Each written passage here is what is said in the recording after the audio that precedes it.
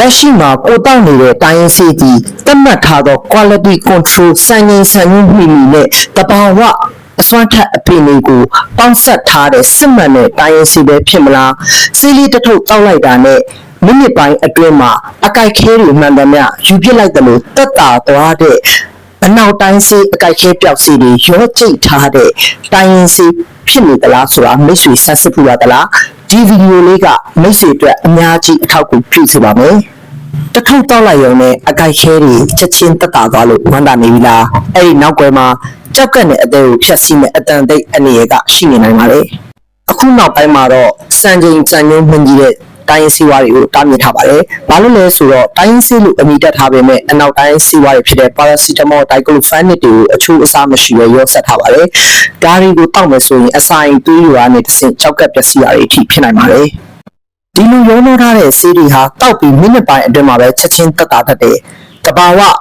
တစ်ပင်ရဲ့အနံ့ထက်ဆေးအနံ့မျိုး chemical အနံ့မျိုးတွေရနေတတ်ပါတယ်။ဒီလိုရောနှောထားတဲ့ဆေးတွေကကိုခံစားရတဲ့ဝေဒနာကိုတော့15မိနစ်အတွင်းမှာတက်တာသွားပေမဲ့ရေရှည်ဆွဲတောက်တဲ့အခါမျိုးမှာရင်တုန်တာတွေအိတ်မပြောတာတွေဖူးမိုးဆွေးလို့ခေါ်တဲ့ရုပ်တရက်မျက်နှာကြီးဖောရောင်လာမျိုးတွေဖြစ်နိုင်ပါတယ်။ဒါဆိုရင်တော့ရောနှောထားတဲ့ဆေးတွေဖြစ်နိုင်ပါတယ်။ရေရှည်မှာအစာအိမ်ကိုဖုံးထားတဲ့အမေးပါတွေပြက်စီးပြီးကြောက်ကက်ရောင်တာတွေဖြစ်နိုင်ပါတယ်။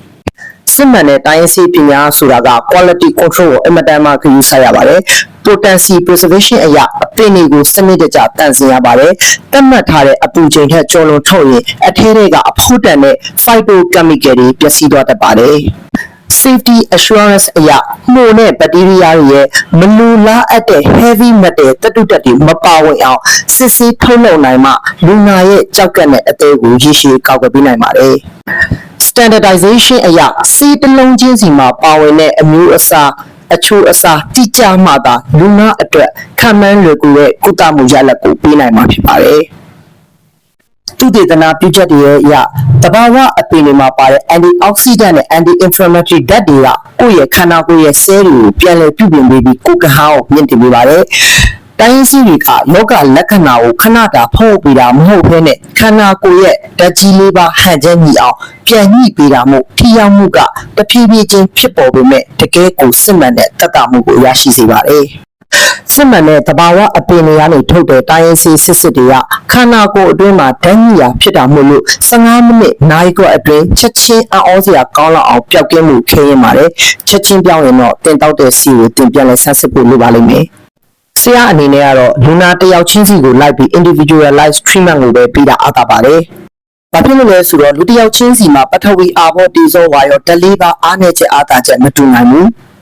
metabolic variation အရာစီးစုံယူနိုင်စွမ်းနဲ့ခန္ဓာကိုယ်ရဲ့တုံ့ပြန်မှုကတစ်ယောက်နဲ့တစ်ယောက်ကွာခြားတဲ့အတွက်ဆရာကိုယ်တိုင်ကစနစ်တကျစီးကိုစဉ်းစားပြီးမှဘယ်လိုတောက်ရမလဲဆိုတဲ့အချိန်တွေကိုပမာဏတွေကိုချိန်ကြည့်ပေးပါတယ်။ root cause focus အနေနဲ့ယောဂလက္ခဏာကတော့တူနိုင်မယ်အကြောင်းရင်း cause ကမတူနိုင်တဲ့အတွက်ဆရာလူနာတွေနဲ့အကိုက်ညီဆုံး